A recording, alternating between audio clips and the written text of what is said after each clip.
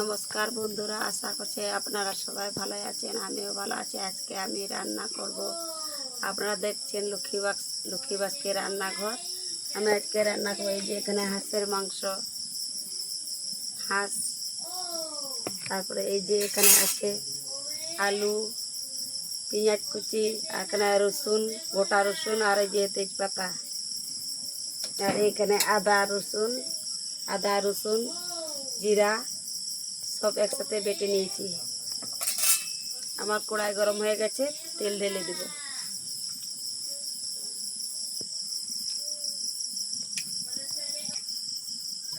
আমার কড়াই গরম হয়ে গেছে, তেল দিয়ে দেব।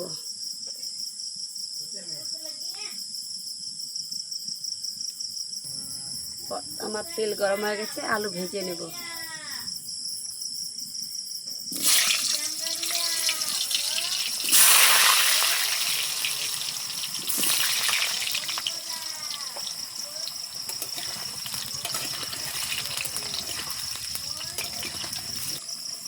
আলু ভাজা ভাজা হয়ে গেছে, তেজপাতা দিয়ে দিব।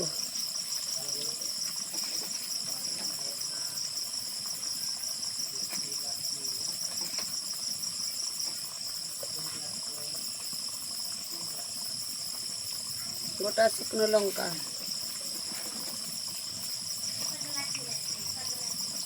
গোটা জিরা,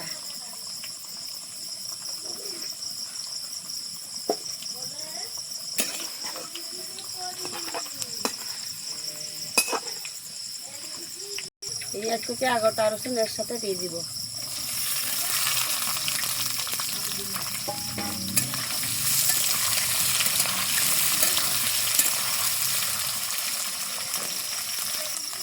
স্বাদ মতন নুন,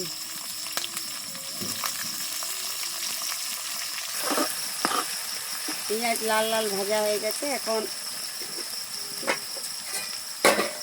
বেটে রাখা লঙ্কা, আদা রসুন বাটা সব একসাথে দিয়ে দিব।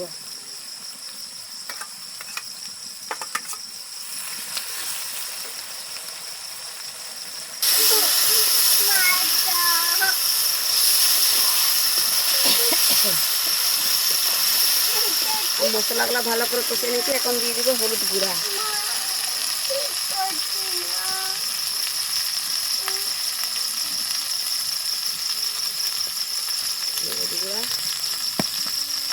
মশলাগুলো ভালো কষানো হয়ে গেছে। এখন দিয়ে দিব মাংস, হাঁসের মাংস।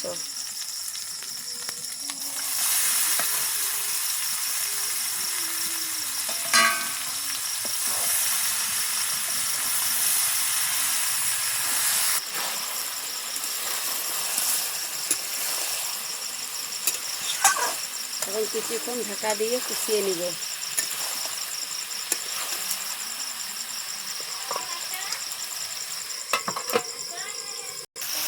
খিদা পেয়েছে, এই যে রান্নাটা হোক বাবা, এই যে মাংস রান্না হচ্ছে।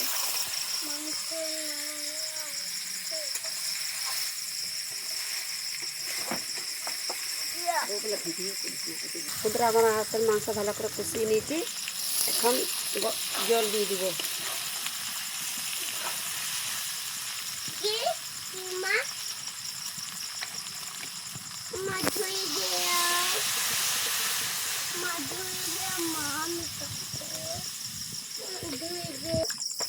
আমার জল দেওয়া হয়ে গেছে। এখন ঢাকা দিয়ে রান্না করে নেব।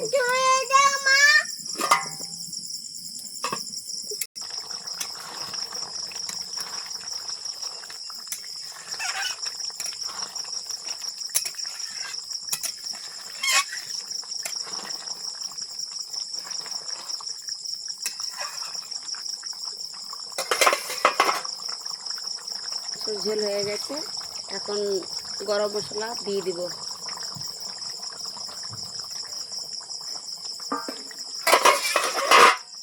আরও কিছুক্ষণ ঢাকা দিয়ে রেখে দিব।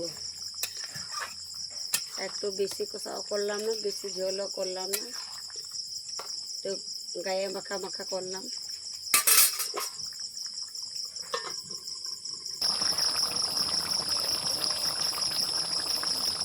আমার মাংস রান্না হয়েছে, এখন নামিয়ে নেব।